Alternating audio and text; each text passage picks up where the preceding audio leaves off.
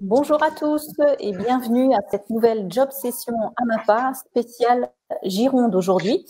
Donc, je suis accompagnée de Véronique et Georges que je vais laisser se présenter. Véronique, à vous l'honneur. Bonjour, donc je dirige un SAD à domicile à Lussac et je fais partie du groupe AMAPA. Voilà, nous avons plusieurs structures en Gironde et voilà. Voilà. Très bien, Georges Belmonte. Moi, je suis directeur opérationnel, directeur régional sur la Nouvelle-Aquitaine. Et bon, il y a d'autres départements, mais en particulier sur la Gironde, nous avons plusieurs sites. Un à Lussac, dont vient de parler Véronique, un autre à Galgon, qui est proche de Libourne, donc toute la région libournaise est couverte par le groupe, un autre site sur Mérignac et un site sur le bassin d'Arcachon. Voilà en gros notre implantation générale. D'accord, très bien. Merci d'être avec nous, Georges et Véronique. Alors, juste pour commencer et situer un peu le contexte de cette job session, est-ce que vous pouvez nous rappeler pourquoi on recrute en Gironde aujourd'hui, Georges? Parce qu'on a des besoins. Alors, au niveau national, le groupe AMAPA recrute 500 personnes un peu partout en France. Et sur la Gironde, on recherche une cinquantaine de salariés. Voilà, pour nos différentes implantations, en sachant que le groupe se développe et donc il faut qu'on trouve des personnes qui viennent pour nos ressources humaines. D'accord, très bien. Donc je rappelle juste aux gens qui sont connectés avec nous, si vous avez des questions, n'hésitez pas, c'est en commentaire de la vidéo. Nous répondons à toutes vos questions en direct aujourd'hui. Donc n'hésitez pas à poser toutes les questions. C'est maintenant, les recruteurs sont là donc et sont disponibles. Donc pour continuer cette job session, donc est-ce que Georges, tu pourrais nous présenter brièvement c'est quoi l'AMAPA? Alors, l'AMAPA, c'est la partie médico-sociale du groupe d'Octogestio. Donc, il faut bien voir, il y a un groupe d'Octogestio où il y a 3 branches. Une branche santé avec des cliniques, des centres d'optique ou d'audio. De l'autre côté, une partie médico-sociale dans laquelle il y a le maintien à domicile et il y a aussi des établissements, des EHPAD. Et il y a un troisième pilier dans ce groupe, c'est tout ce qui est l'hébergement, plutôt orienté vers le social. Et autour de ces 3 gros piliers, il y a un ensemble de sociétés innovantes qui nous aident à fonctionner. Voilà, je pourrais rentrer peut-être un peu dans le détail tout à l'heure, dont une de ces sociétés qui est DGBoost, le centre de formation qui dispense 25 000 heures et l'année dernière, on a mis en formation 1000 salariés. Voilà, c'est une grosse activité. D'accord. Donc, on reviendra un petit peu plus tard, effectivement, sur ce volet formation qui est complémentaire, effectivement, à notre démarche de recrutement. Juste encore pour situer un petit peu, donc pour être focus, on va dire, sur… on a bien compris que la MAPA faisait partie d'un groupe qui s'appelle Doctegestio. Si on est focus sur cette activité médico-sociale du groupe qui s'appelle AMAPA, comment est répartie la MAPA sur le territoire national ? L'AMAPA, on la trouve surtout sur son point de départ de la dynamique AMAPA, qui est la Moselle. Et le M de AMAPA a une origine historique mosellane, maintenant qui se fond un peu dans le groupe national. On la présente aussi sur l'Oise, sur la Normandie, sur le nord de la France, dans la région Rhône-Alpes et sur la Corse. Et sur la Nouvelle-Aquitaine, elle est très présente en Corrèze avec 200 salariés et en Gironde avec aujourd'hui à peu près 200 salariés également. D'accord. Donc, Voilà. on va dire une forte implantation déjà sur le territoire national. Je crois une trentaine de départements de ce que Exactement. vous savez, hein. Voilà. Donc, plus de 130 établissements, 6 000 personnes qui travaillent chez Amapa aujourd'hui déjà et près de 30 000, on va dire, bénéficiaires de nos services à domicile.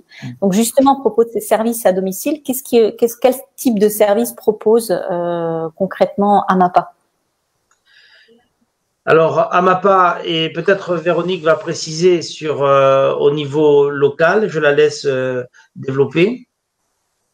Alors, ce sont des services d'accompagnement du quotidien, aux actes essentiels de la vie quotidienne, des services d'entretien du cadre de vie, mais également on propose des accompagnements véhiculés pour réaliser les courses, des aides à la réalisation des repas, mais aussi aide à la prise des repas, des gardes d'enfants éventuellement. Voilà, aide aux sorties aussi et parfois des petites aides administratives ponctuelles. Donc, on va dire en résumé, surtout du soutien donc aux personnes qui ont besoin de soutien et qui n'arrivent peut-être plus à faire tout l'ensemble des tâches ou des actes de la vie courante. Alors, si vous voulez, il y a environ 65-70% de l'activité qui est tournée vers la dépendance. C'est-à-dire, c'est l'accompagnement, comme vous le disiez, Anne, l'accompagnement des personnes dépendantes, des personnes âgées, des personnes handicapées. Il y a à peu près 10-15% qui est lié au handicap, hein, et après, il y a une part de plus en plus importante en fonction du développement de l'AMAPA, qui est destinée aux personnes usuelles, actives, habituelles. D'accord. Donc, différents types de clients, on va dire, ou de publics qui sont accompagnés. D'accord. C'est très clair. Que pourrait-on dire si on devait juste, pour terminer cette présentation d'abord de notre groupe Amapa, quelles sont les valeurs fortes, on va dire, de notre réseau? La première des valeurs fortes, qui est dans le savoir-être qu'on demande à tous nos personnels, y compris les fonctions support ou les opérationnels, c'est la bienveillance. C'est ce regard bienveillant.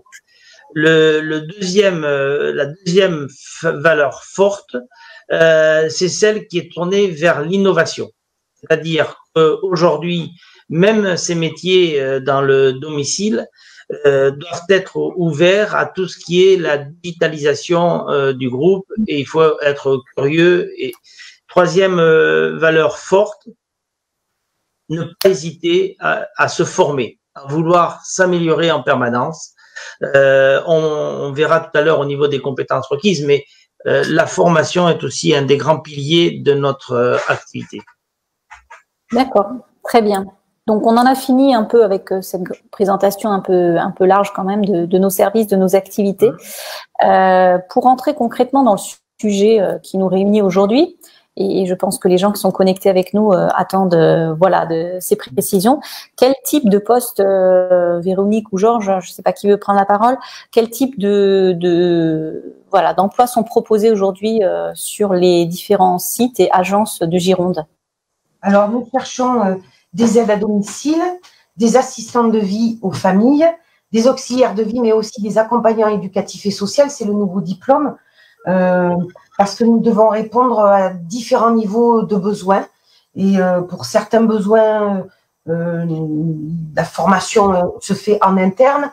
Pour d'autres, il faut être titulaire d'un diplôme. Les interventions du domicile, oui, se déroulent à proximité du lieu d'habitation en principe des professionnels, dans un rayon d'environ 20 km. Et il est intéressant et préférable d'ailleurs de disposer d'un permis de conduire, surtout si on intervient en zone rurale. Voilà. Les horaires de travail, par contre, les horaires de travail, c'est du matin au soir. Alors, ça peut être du matin 8h, au soir 20h, puisque avec éventuellement, bien sûr, une coupure dans la journée, puisqu'on s'occupe des personnes principalement le matin, le midi et l'après-midi aussi d'ailleurs. Et le soir, pour les actes essentiels de la vie quotidienne, comme l'aide à la prise de repas, les couchers, l'aide au coucher, etc. D'accord. Et donc, il y a du travail éventuellement aussi le week-end possible. Et on travaille également le week-end et c'est organisé de telle sorte que les personnels puissent concilier vie professionnelle et vie privée. Donc, voilà, le week-end et jours fériés, bien sûr, sont travaillés, mais pas tous. Il y a un partage dans les équipes, voilà. D'accord.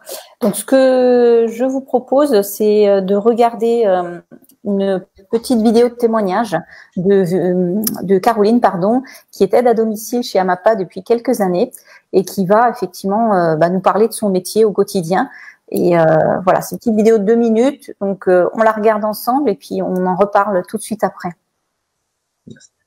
Je suis Caroline, je suis aide à domicile à l'Amapa de Sarreguemines.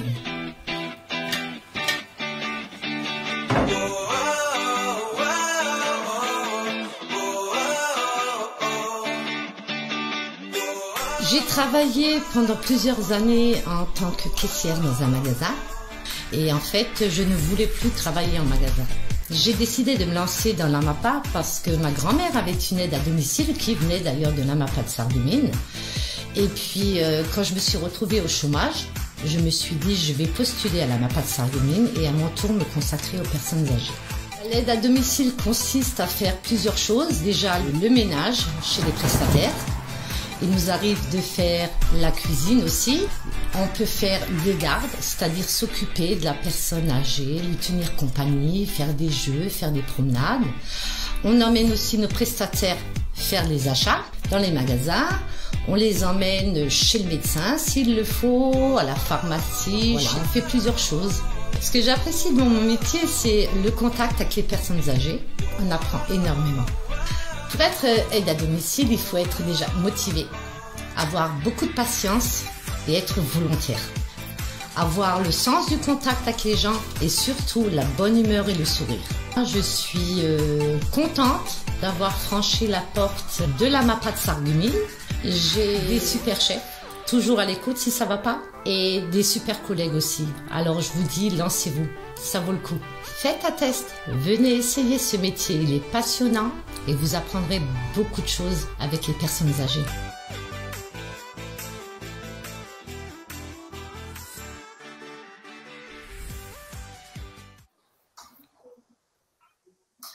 Voilà, donc nous venons de regarder le témoignage de Caroline.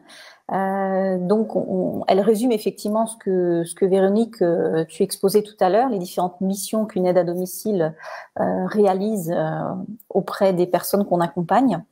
Donc, sinon, on a déjà parlé un petit peu de bienveillance. Effectivement, c'est une qualité indispensable, nécessaire pour exercer ce métier. Est-ce qu'il y a d'autres qualités qui sont nécessaires et indispensables, on va dire, pour vraiment pratiquer ce métier d'aide à domicile? Alors, il faut aimer aider les autres, savoir écouter, savoir être disponible pendant qu'on est dans la mission, avoir le sens des responsabilités également parce qu'on est seul sur le domicile, savoir prendre des décisions, être autonome, respectueux de la personne aidée, respectueux également de l'entourage de la personne aidée. On rentre dans un domicile, on n'est pas chez nous et on n'est pas non plus dans une institution. Donc, il y a une attitude, oui, de respect et de bonne distance et en même temps d'empathie et de bienveillance, ce que disait Georges. Voilà, il faut être discret, le plus possible ponctuel.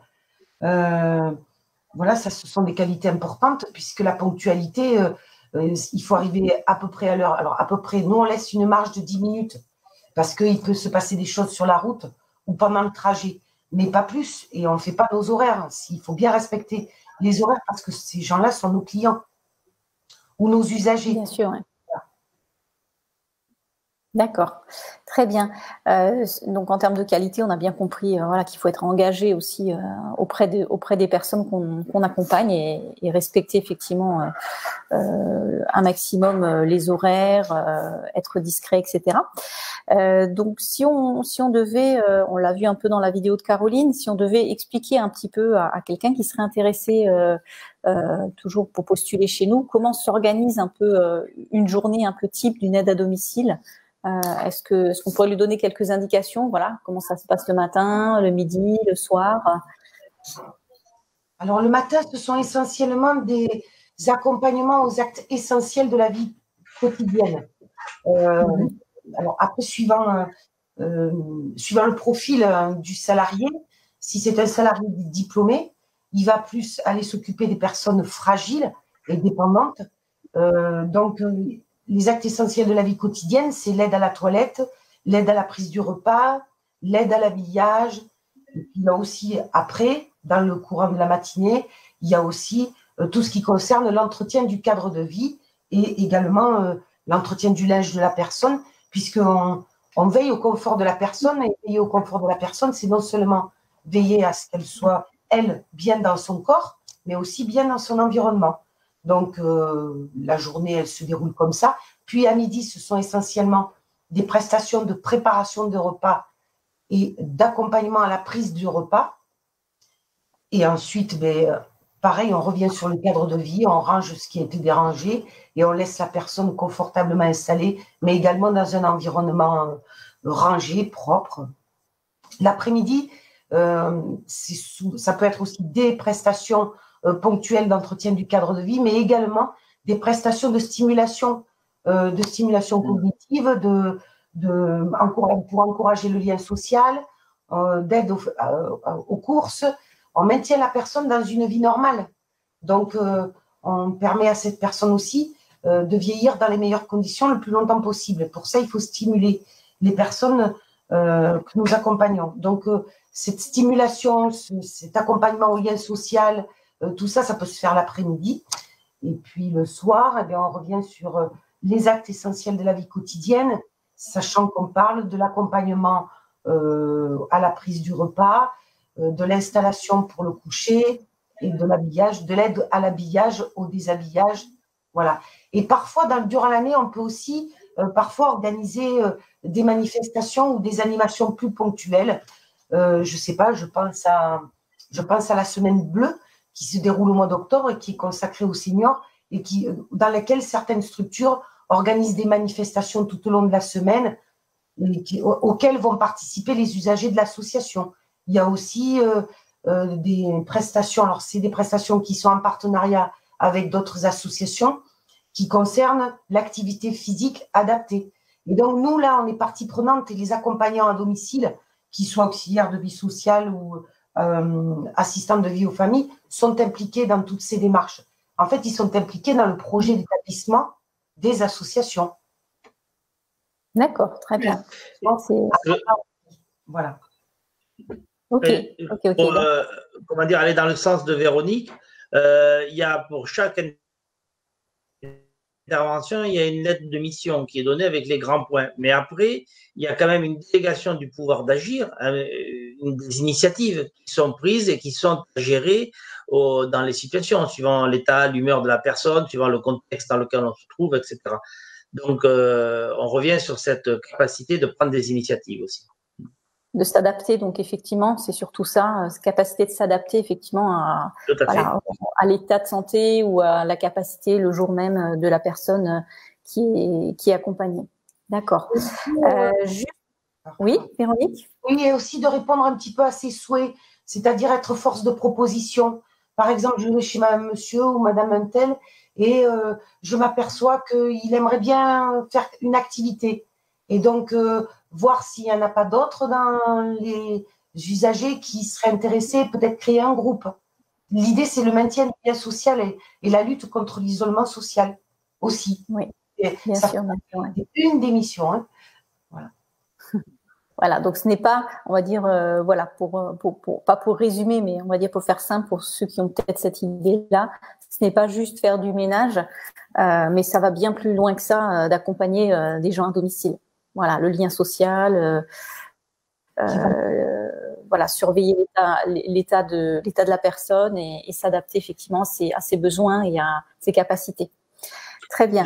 Alors, juste le ménage, c'est une précision. Le ménage, ça fait partie de cet entretien du cadre de vie, mais c'est cet accompagnement à partir du ménage où il y a un lien avec la personne autour de son cadre de vie. Donc, être réducteur, comme ça l'est trop souvent, de ces métiers qui demandent énormément de compétences, quand même, au moins dans le savoir-être, c'est abusif, quoi. Hein. Donc, c'est bien au-delà que du simple ménage, quoi.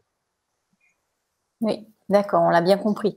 Donc maintenant, pour concrétiser un petit peu plus, effectivement, on a compris le métier, on a compris les missions, on a compris comment, voilà, comment s'organiser un peu l'émission au quotidien. Si on devait rentrer un peu plus maintenant dans le détail quel type de contrat vous proposez et quels sont les salaires proposés aussi? Alors, les contrats sont multiples suivant les formes. En général, on préfère s'orienter vers des CDI parce qu'on veut travailler la pérennité avec nos personnels et s'inscrire dans cette pérennité et l'accompagner. Donc, ce sont des CDI.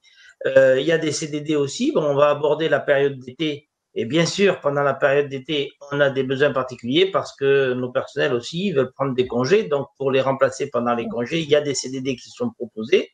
Et c'est dans ces CDD qu'on va aller chercher les CDI futurs. C'est évident, hein. On aura eu une expérience d'une relation.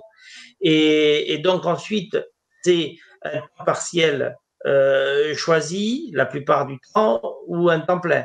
Mais c'est vrai que dans le métier, comme il y a un ensemble de coupures et tout ça, souvent les personnes qui viennent dans ces métiers ont aussi une charge familiale. Donc, on rencontre beaucoup de temps partiel. Mais la volonté générale, c'est d'aller vers des temps pleins. Hein. Ensuite, on développe beaucoup au sein du groupe les contrats en alternance, contrats d'apprentissage ou contrats de professionnalisation. Hein. Donc, il y a différentes modalités de contrats aussi qui sont mis en place. Voilà. Donc, on va dire en résumé tout type de contrat proposé, y compris des contrats d'apprentissage, effectivement.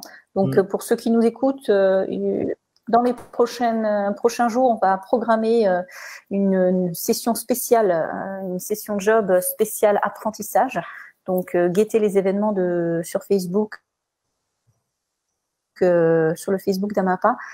Et si vous êtes plus particulièrement intéressé par l'apprentissage, donc on va refaire une session dédiée à l'apprentissage pour vous donner des informations bien plus précises à ce sujet-là. Donc, on n'a pas parlé du volet salarial. Pour compléter, on est lié par une convention collective, la branche de l'aide à domicile, hein, qui est une des conventions collectives les plus avantageuses dans ce domaine d'activité. Il y en a d'autres conventions collectives, mais celle-là fait partie des plus avantageuses.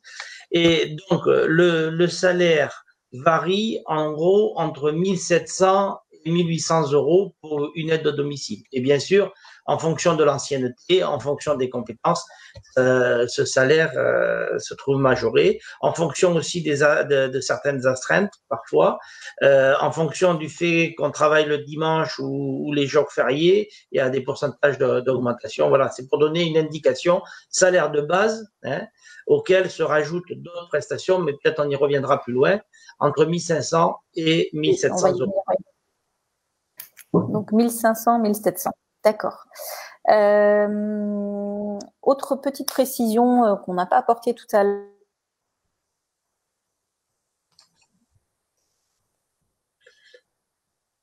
Je rappelle donc aux gens qui sont avec nous, n'hésitez pas à commenter. Si vous avez des questions, on y répond tout de suite. Donc, on attend vos commentaires.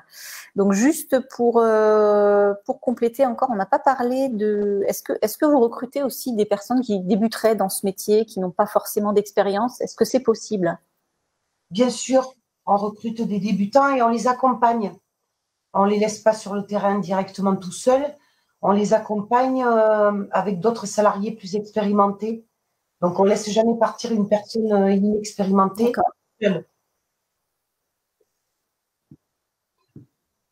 D'accord, donc c'est possible aussi, même si on n'a pas d'expérience spécifique, mais qu'on a toutes les qualités et que ce métier qu'on a évoqué tout à l'heure et que ce métier nous intéresse, qu'on a envie de pratiquer un métier effectivement de cœur, un métier humain, un métier utile à la société, on peut postuler également.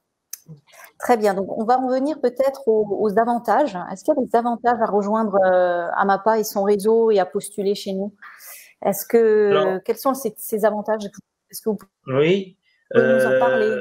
Alors, je ne vais pas rentrer dans tous les détails parce qu'il y en a de nombreux et c'est complexe. Il faut savoir que dans le métier du maintien à domicile, ce qui pèse beaucoup, c'est les intervacations. Entre le temps que vous passez à domicile d'un usager et un autre usager, entre-temps, il y a un déplacement et il y a un temps qui est très variable suivant les régions. Il peut être de quelques minutes à un endroit, voire à une demi-heure dans d'autres secteurs. Donc, ce temps est pris intégralement en compte par notre groupe et par la convention collective dans laquelle on est. Ce n'est pas le cas général pour d'autres conventions collectives.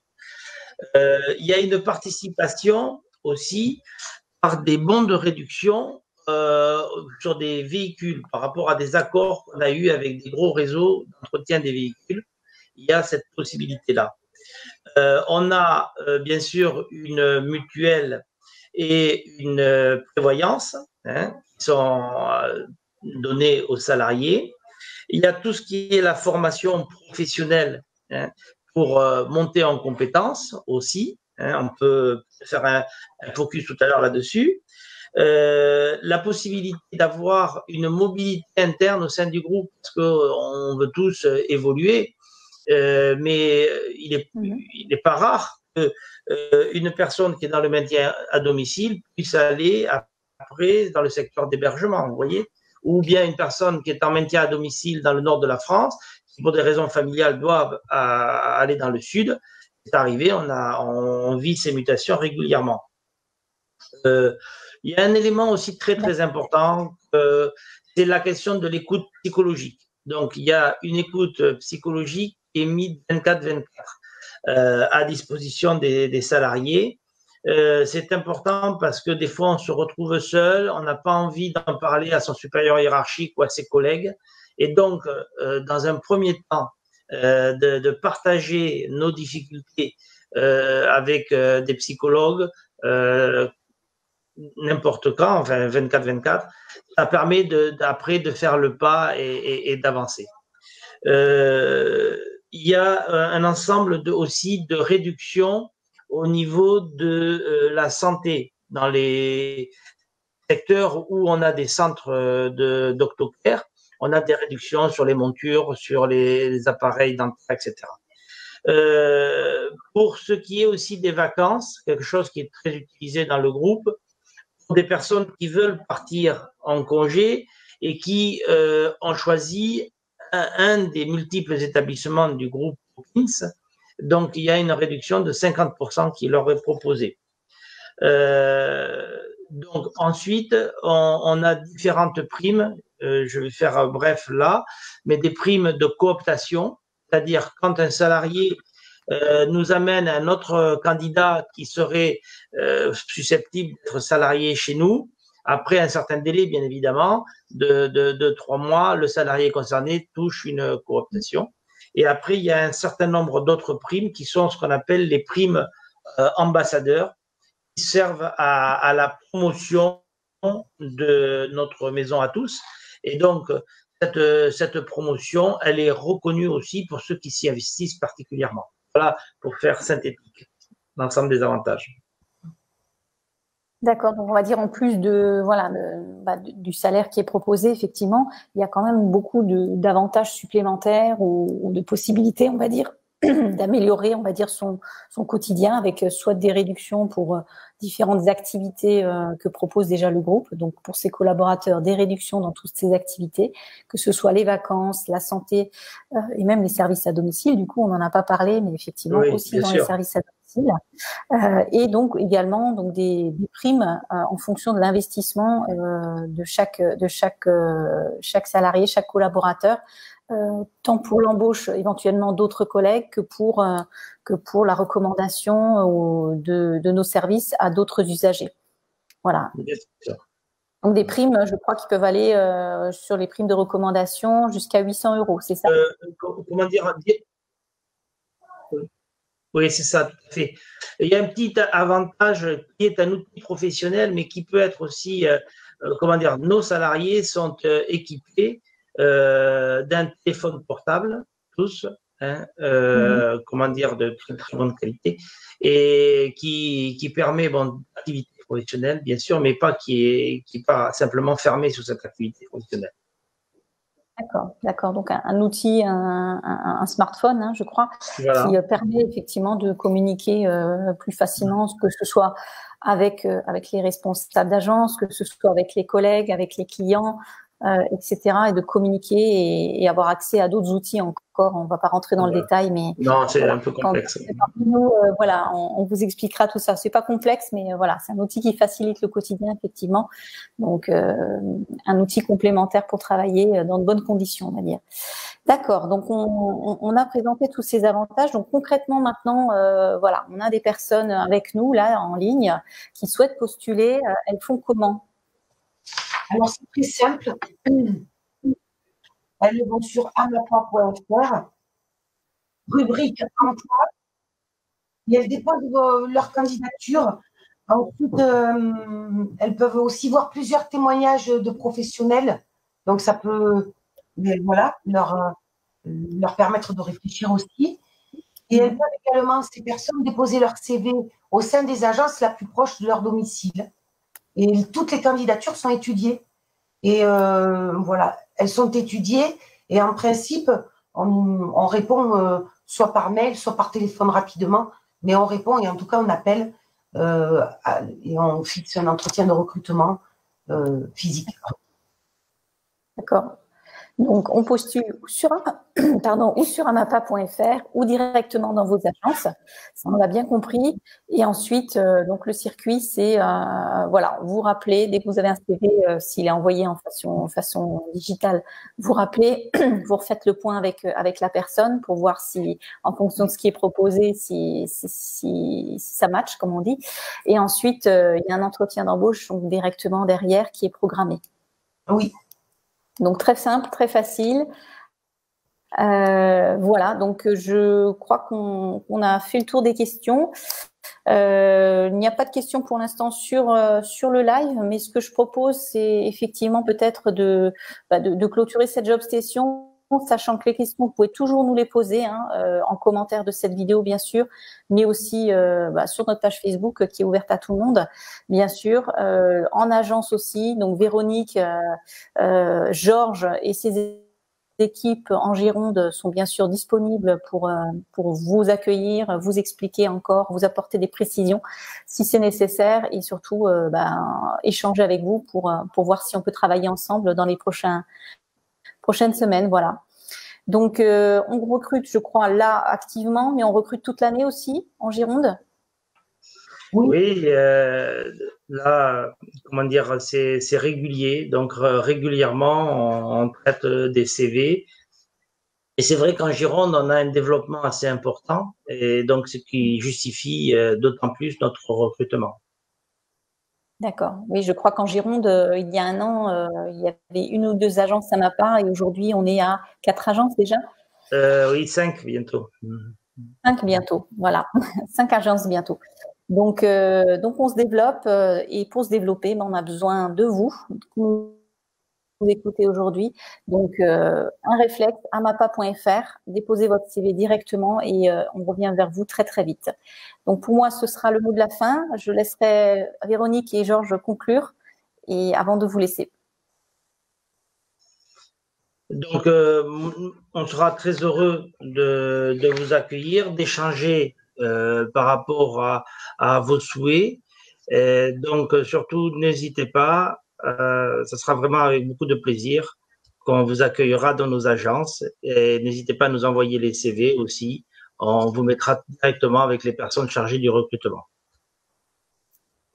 Très bien. Un dernier mot, Véronique? Aussi, les personnes, donc les CV seront étudiés soit on répond par un coup de téléphone ou un mail, un rendez-vous sera fixé, la candidature en tout cas sera étudiée. Et moi, j'encourage les personnes qui sont un peu intéressées à réfléchir à ce métier qui est en constante évolution, qui nécessite une grande réflexion et qui sera valorisé forcément dans les années à venir et dans les mois à venir. J'ai envie de dire. C'est un métier d'avenir et c'est un métier où on travaille en autonomie. Donc pour ceux qui sont autonomes, qui aiment un petit peu avoir des prises d'initiative, qui peuvent être aussi force de proposition, etc. Ça peut être un métier qui peut leur convenir. Voilà. D'accord, très bien. Donc, tentez votre chance, envoyez-nous votre candidature et à très bientôt peut-être donc dans les équipes d'Amapa. À bientôt tout le monde et merci d'avoir participé à cette job session. Merci Georges, merci Véronique et merci à merci Anne, merci Véronique et au plaisir. Au revoir. À bientôt, au revoir.